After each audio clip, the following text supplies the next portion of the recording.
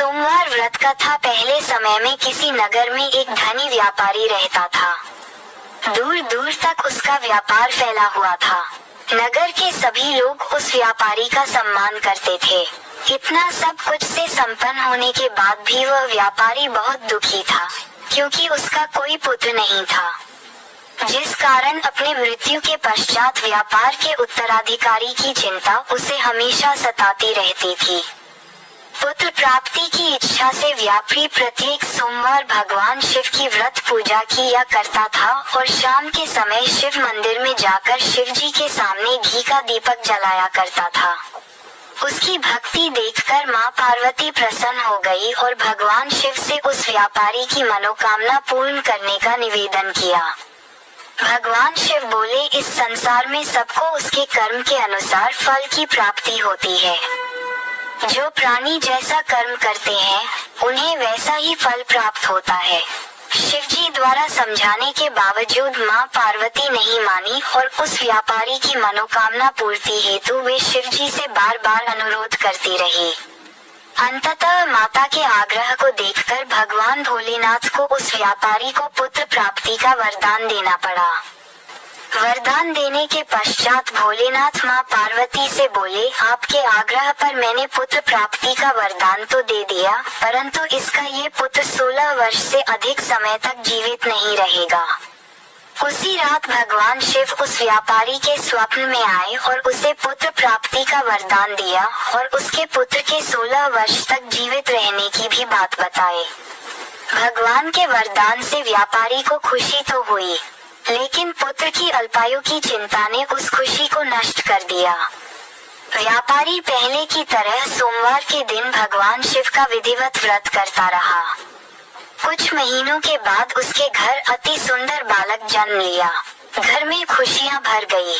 बहुत धूमधाम से पुत्र जन्म का समारोह मनाया गया, परंतु व्यापारी को पुत्र जन्म की अधिक खुशी नहीं हुई, क्योंकि उसे पुत्र की अल्प आयु के रहस्य का पता था। जब पुत्र 12 वर्ष का हुआ तो व्यापारी ने उसे उसके मामा के साथ पढ़ने के लिए वाराणसी भेज दिया। लड़का अपने मामा के साथ शिक्षा प्राप्ति हेतु चल दिया। रास्ते में जहाँ भी मामा भांजा विश्राम हेतु रुकते, वहीं यज्ञ करते और ब्राह्मणों को भोजन कराते। लंबी यात्रा के बाद मामा और भांजा एक नगर में पहुँचे। उस दिन नगर के राजा की कन्या का विवाह था, जिस कारण पूरे नगर को सजाया गया था। निश्चित समय पर बारात आ गई, लेकिन वर का पिता अपने बेटे के एक आंख से काने होने के कारण बहुत चिंतित था। उसे भय था कि इस बात का पता चलने पर कहीं राजा विवाह से इनकार न कर दे, इससे उसकी बदनामी भी होगी। जब वर के पिता ने व्यापारी के पुत्र को देखा तो उसके मस्तिष्क में एक विचार आया। उसने सोचा, क्यों न इस लड़के को दूल्हा बनाकर राजकुमारी से विवाह करा दूं। विवाह के बाद इसको धन देकर विदा कर दूंगा और राजकुमारी को अपने नगर ले जाऊंगा। वर के पिता ने लड़के के मामा से इस संबंध में बात की।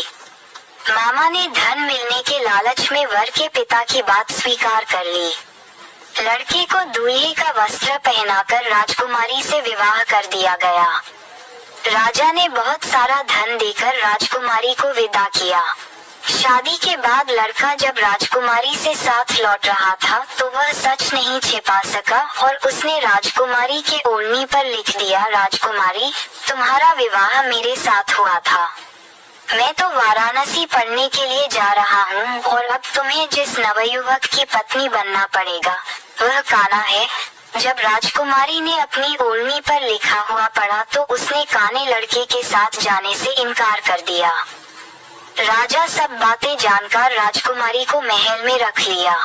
उधर लड़का अपने मामा के साथ वाराणसी पहुंच गया और गुरुकुल में पढ़ना शुरू कर दिया।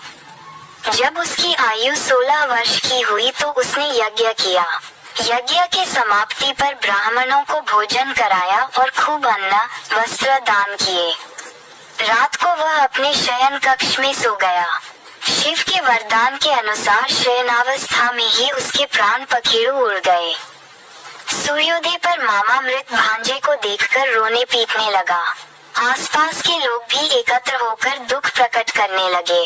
लड़के के मामा के रोने विलाप करने के स्वर समीप से गुजरते हुए भगवान शिव और माता पार्वती भी सुने।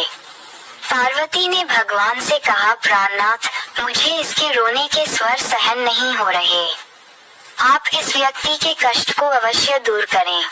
भगवान शिव ने पार्वती के साथ अदृश्य रूप में समीप जाकर देखा तो भोलेनाथ पार्वती से बोले, ये तो उसी व्यापारी का पुत्र है जिसे मैंने 16 वर्ष की आयु का वरदान दिया था।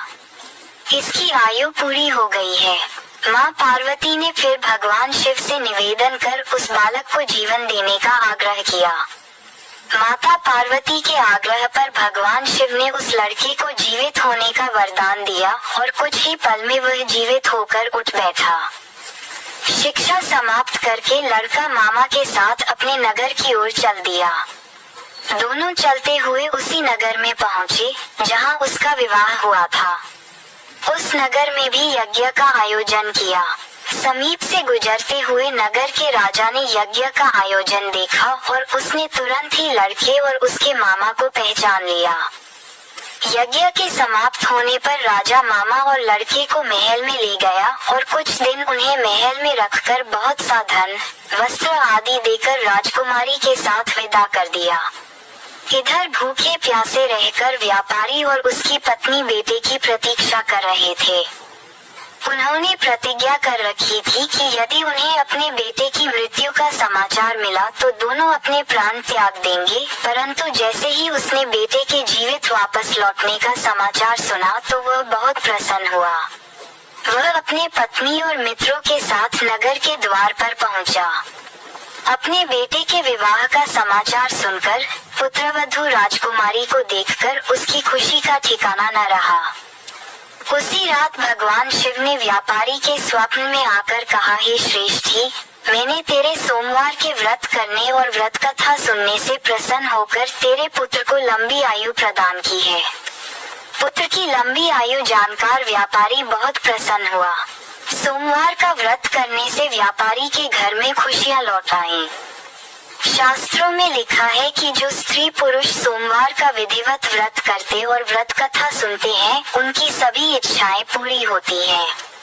तारांकन आरती। ओम जय शिव ओकारा, स्वामी हर शिव ओकारा, ब्रह्मा विष्णु सदाशिव अर्धांगी धारा। जय शिव ओकारा। एकानन चतुरानन पंचानन राजे, स्वामी पंचानन राजे, हंसासन गरुड़ासन वृष वाहन साजे। जय शिव ओकारा। 2 भुज चारु चतुर्भुज 10 भुज से सोहे, स्वामी 10 भुज से सोहे। तीनों रूप निरखते त्रिभुवन जन मोहे। जय शिव ओकारा। अक्षमाला वनमाला मुंडमाला धारी, स्वामी मुंडमाला धारी। चंदन मृग मद सोहे, भाले शशिधारी। जय शिव ओकारा। श्वेतांबर पीतांबर बाघंबर अंगे, स्वामी बाघंबर अंगे। संकादिक ब्रह्मादिक भूतादिक संगे। जय शिव ओकारा। कर्मी श्रेष्ठ कमंडलु चक्र त्रिशूल धरता, स्वामी चक्र त्रिशूल धरता। जगकर्ता जगहर्ता जग पालन करता। जय शिव ओकारा।